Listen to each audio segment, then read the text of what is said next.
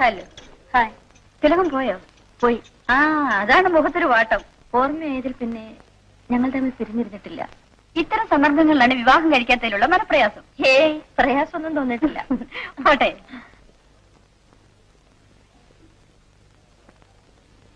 Good morning doctor. Morning.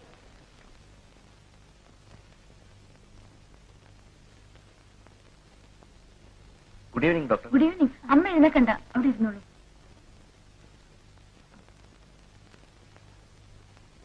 അമ്മയ്ക്ക് നല്ല സുഖമില്ല, വല്ലാത്ത തളർച്ച, നെഞ്ചിനകത്തും വേദന, ഭക്ഷണത്തിന് ഒരു താല്പര്യവുമില്ല. ഡോക്ടറെ ഒന്ന് കാണിക്കാൻ കൊണ്ടുവന്നതാണ്. അമ്മയ്ക്ക് എഴുന്നേക്കാൻ നോക്കൂ. വരൂ, കിടക്കൂ.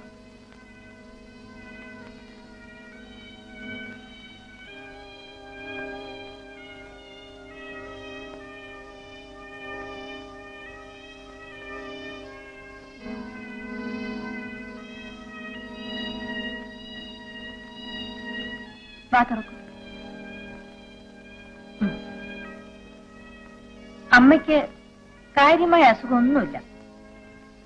മനസമാധാനം എനിക്ക് വിധിച്ചിട്ടില്ല മോളെ. അതാണ് എന്റെ സൂക്കേട്. അമ്മ മനസമാധാനമായി കഴിയാൻ ശ്രമിക്കൂ. എന്റെ മോൻ അങ്ങനത്തെ സ്വഭാവക്കാരനായി പോയി. പിന്നെ എങ്ങനെയാ ഞാൻ മനസമാധാനത്തോടെ ജീവിക്കുന്നു? വരൂ, അമ്മ ഇരിക്കൂ. ഇങ്ങോട്ടൊന്ന് വരൂ.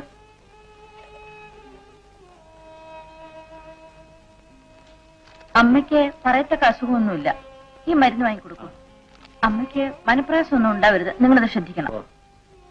ആട്ടെ.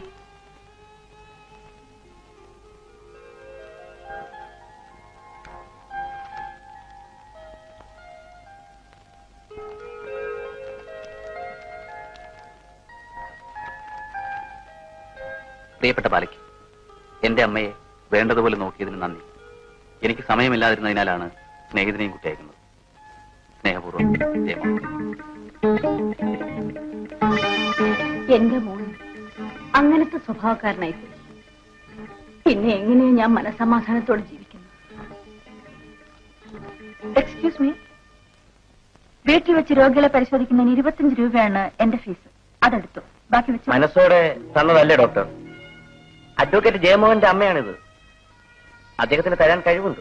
അദ്ദേഹത്തിന് കഴിവ് കൂടുതലായതുകൊണ്ട് എന്റെ ഫീസ് കൂടണമെന്നില്ല. ഈ വിവരം പറഞ്ഞാൽ മതി. വാങ്ങിക്കൊള്ളൂ.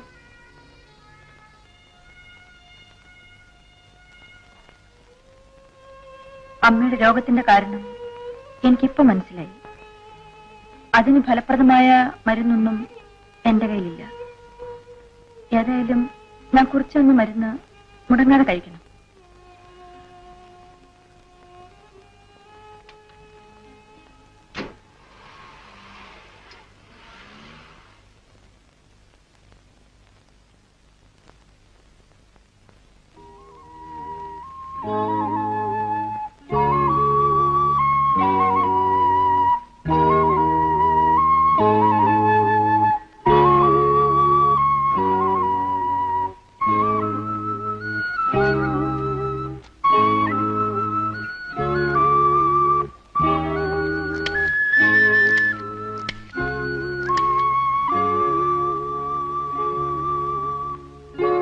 ഹലോ, സ്റ്റെനോഗ്രാഫർ സുഭാഷിനെ ഒന്ന് ഫോണിൽ കിട്ടുമോ?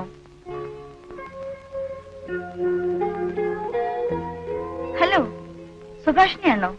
ആ, ഞാൻ ഡോക്ടർ ബാലാദേവിയാണ്, തിലകന്റെ സിസ്റ്ററാ. ആ ആ എനിക്ക് ശുഭയെ ഒന്ന് നേരിൽ കാണണം. ഏയ് വേണ്ട വേണ്ട,